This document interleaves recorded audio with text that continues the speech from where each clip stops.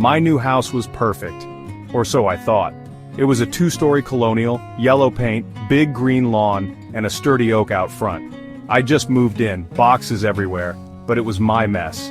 My first real home. The place was old, full of creaks and drafts, but it felt like it had stories to tell. The previous owners left a few things: a rocking chair, dusty wind chimes, and a strange brass doorbell. The doorbell was odd, tarnished, swirling design, a blood-red button, cold to the touch. I considered replacing it but left it for now. It was part of the house's character.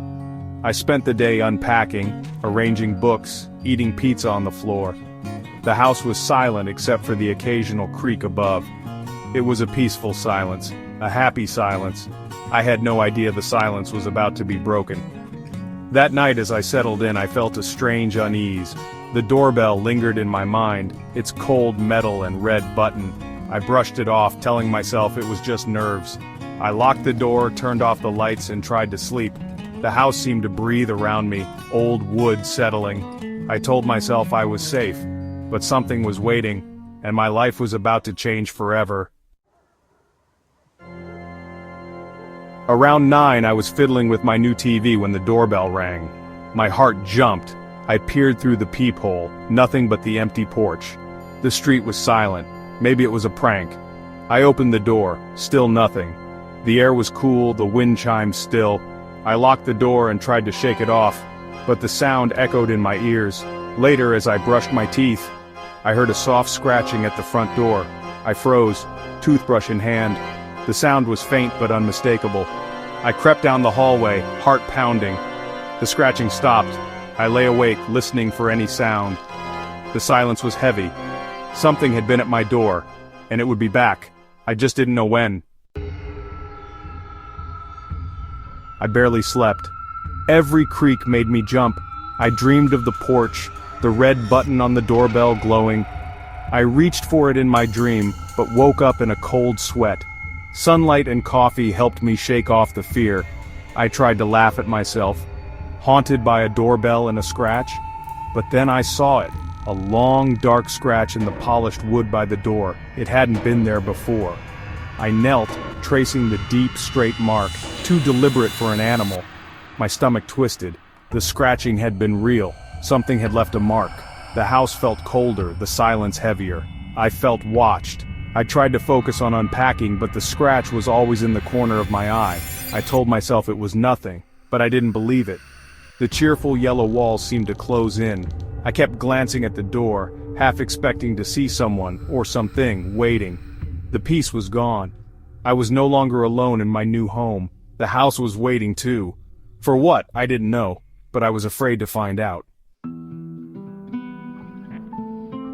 Days passed, no more scratching, no more rings. I convinced myself it was a fluke, maybe a stray animal, maybe a wiring issue.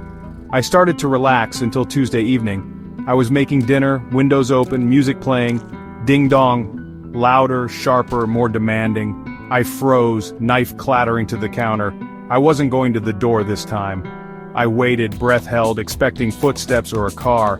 Nothing, just silence, an eerie, listening silence. I crept to the living room window and peeked through the curtains. My blood ran cold. There was someone on my porch, a dark, motionless figure, tall, thin, facing my door. I ducked back, heart pounding. I grabbed my phone, hands shaking, but when I looked again, the porch was empty. No footsteps, no car, just vanished. I spent the night with every light on, furniture against the door. The image of the figure haunted me. Who was it? Why did they come after the doorbell rang? The doorbell wasn't just a button, it was a summons, and something was answering. I tried to sleep, but the fear stayed with me. I knew it wasn't over, not yet.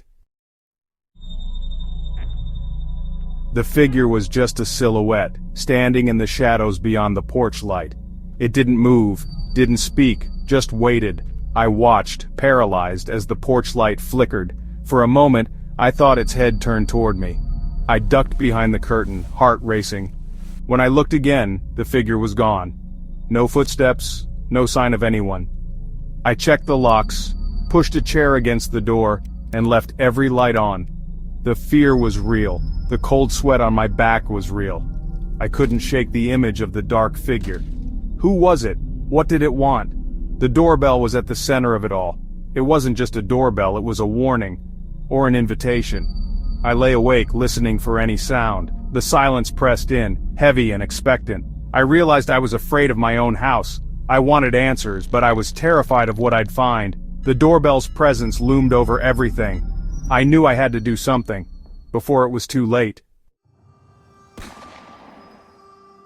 I decided to end it. The doorbell had to go. In daylight it looked harmless, but I knew better. I pried it off with a screwdriver. It resisted, then popped free. A folded, yellowed piece of paper fell out. I unfolded it, hands shaking. 3 rings to call him home. 1 for the blood, 1 for the bone, 1 for the soul he left alone. My blood ran cold. I'd heard 2 rings. The first brought a scratch, the second a shadow. What would the third bring? The note felt ancient, ominous. I stared at the doorbell in my hand. I had to get rid of it. Now. I wrapped it in a towel, heart pounding. I couldn't let it stay in my house another minute. I drove to the old bridge on the edge of town. The river below was dark and deep. I hurled the doorbell into the water and prayed it was over. Relief washed over me as the doorbell sank out of sight. The house felt lighter, the air cleaner. I slept peacefully for the first time since moving in. Days passed. Normal, happy days. But the note haunted me. 3 rings to call him home. Who was him? I needed answers. I went to the library, searching old newspapers for any clue about my house. Hours passed, nothing but town fairs and politics. I was about to give up when I found it. A headline from 50 years ago, local boy vanishes from home. The address was mine. A 10-year-old boy, Samuel Miller, disappeared from his bedroom, my bedroom. No clues, no body, just gone. His parents mentioned an imaginary friend, the man in the hall. The night Samuel vanished, his mother heard the doorbell ring, but no one was there. My blood ran cold. The doorbell, the shadow, the note, it all fit. 3 rings to call him home. I'd thrown the doorbell away, but what if it was too late? What if the 3rd ring was still coming? I raced home, desperate for answers. The house waited, silent and watchful. I knew the story wasn't over. The headline was chilling. Local boy vanishes from home. Samuel Miller, 10 years old, disappeared from my house on Halloween night, 1973. No struggle, no clues, just gone. His parents said he had an imaginary friend, the man in the hall. The night he vanished, the doorbell rang, but no one was there. The story faded from the news, but Samuel was never found. The address was mine, my bedroom was his. The pieces clicked into place. The doorbell was a beacon, a way to summon something. 3 rings, blood, bone, soul. I'd heard 2. I'd thrown the doorbell away, but what if it wasn't enough? What if the 3rd ring was inevitable? I felt watched, hunted. I packed my things, ready to leave. But as I prepared to go, my phone buzzed. A message from the real estate agent. The old doorbell had been replaced before I moved in. The rings I'd heard were just a recording from the new smart doorbell. Relief flooded me, until I heard the real bell ring. I raced home, desperate to escape. The house looked sinister, shadows stretching across the lawn. I packed, hands shaking, determined to leave before nightfall. My phone buzzed, a message from the real estate agent. The old doorbell had been replaced. The chime was just a recording. I laughed, relief flooding me. It was all in my head. Then I heard it, a faint metallic ringing from the porch. Not the smart doorbell, a real bell. I crept to the window. The porch was empty, but the sound persisted. Brrrring, old-fashioned buzzing coming from beneath the floorboards. I saw it, a small brass circle poking up through the porch. The old doorbell, the one I'd thrown in the river. It was back, and it was ringing the 3rd ring. I froze, terror rooting me in place. The house seemed to close in, shadows deepening. The 3rd ring echoed, vibrating through the floor. I realized the story wasn't over. The doorbell had called something home. I stared at the brass circle, heart pounding. The air grew cold, the silence thick. I knew I wasn't alone. The man in the hall was here. The final ring had summoned him.